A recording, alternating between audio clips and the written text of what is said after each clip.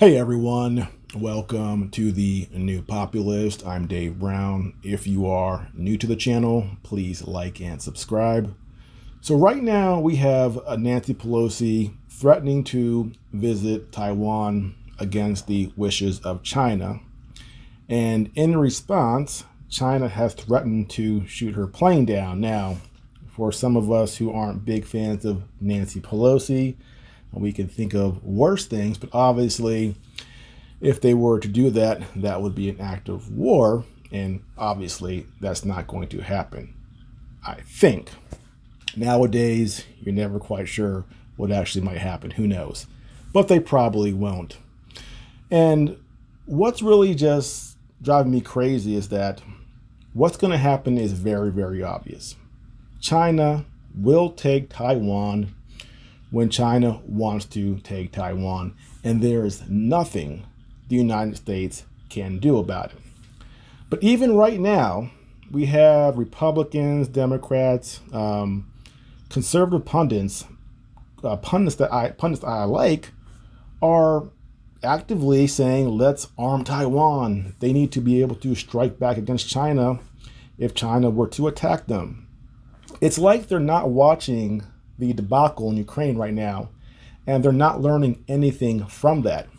Russia will win in Ukraine, and China will win in Taiwan when they choose to take over Taiwan. Now, why is this? Well, China has learned a couple of lessons from watching the Russian-Ukraine conflict. Number one, they know the United States will not have a direct confrontation with them. We won't have one with Russia. We won't have one with China. So right off the bat, we can arm Taiwan. We can give them intelligence, but we're not going to directly intervene. And the second thing is that they learned is that if they wait for the United States to continue to arm Taiwan, when they eventually go into Taiwan, they will suffer more casualties.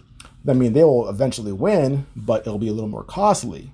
So watching Ukraine and watching Russia have to overcome all these NATO weapons and some of the damage that has caused, China is doing their own math going, okay, we're going to take Taiwan, but if we wait too long, it's going to cost us more. So that in mind, if we keep pushing, this will happen sooner than later. Now, you ask yourself, why haven't they acted sooner? Well, the obvious thing is they have been building up their economy for the last 20 years on the American economy. They've been quietly lying in wait, trying to reach parity with the United States. So until now, they have avoided any direct issue with us. And the irony is, if China had tried to take over Taiwan 15 years ago, these same clowns in DC who are, sold to China, who are sending so much of our manufacturing to China that hurts our national security, they might have been for these tariffs that Trump wasn't trying to impose, and they might have actually worked to prevent China from surpassing us. But China was smart. They knew we're greedy. And so they lay quietly while they built up their economy. And now, with the Russia-Ukraine conflict, our inflation's out of control. We're in a recession. They're watching what's going on globally. And they're saying, okay, now we can sort of make a move if we're pressed to make that move by the United States. We are in a weaker position, and it's getting weaker every day. And long term, what does this look like? We're going to have different spheres of power, Russia, China, and the US and Europe. And there's not really anything we can do about it because of the economic portion of it, but also the issue of nuclear weapons. We will have these three zones, almost like 1984, where you had different zones fighting each other. Hopefully, it'll be a peaceful thing, but we don't know. How far will the people in the military industrial complex, our geopolitical planners, go to try to maintain U.S. superiority? And that is really the scary question here, because they have proven over the last 5, 10, 15, 20 years to be incredibly stupid and irrational and unwilling to learn from their past mistakes. If we press China, China will go into Taiwan. They will take Taiwan. And we either accept it or we threaten a nuclear confrontation. And so going forward, these next several years, 5, 10 years, we are seeing a global realignment. Our politicians, instead of trying to crank up the US economy, make us stronger, and that's really what made us superior, our economy. Instead of doing that, they're trying to dial back on fossil fuels and have green energy and equity. So they're essentially creating our economy and what gives us our strength at a time when we need it more than ever.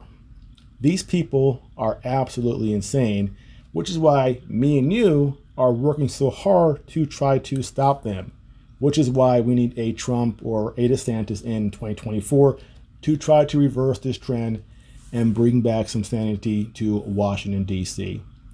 If we keep pushing this way, we are going to either cause global destruction or we are going to destroy ourselves.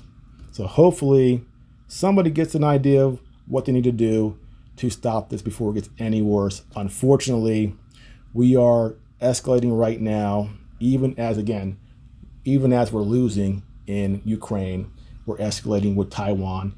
Two fronts, two superpowers that both hate us. Really smart. And right now, they're working on getting around sanctions. We see Russia with the sanctions, and they're trying to set up a different global network to sell their goods. And we know about how we have the dollar superiority. So now we have China and Saudi Arabia, Iran, other countries exploring different global currencies. We are pushing half the world into union with each other to create a financial, a second option to the US dollar and the US controlled institutions. We are committing suicide.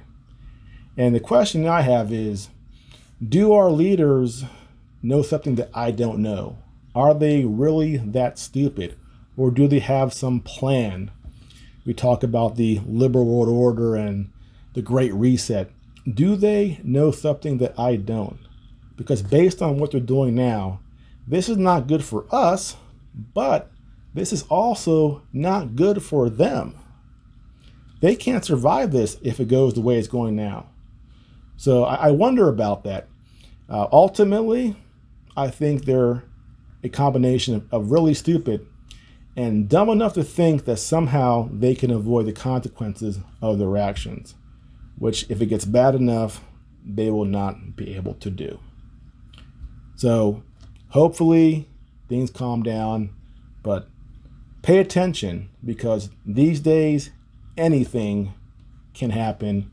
And after this pandemic and this Russia conflict, that is more true now than ever. Well, that's it for now. Again, if you are new to my channel, please like and subscribe. I'll see you next time.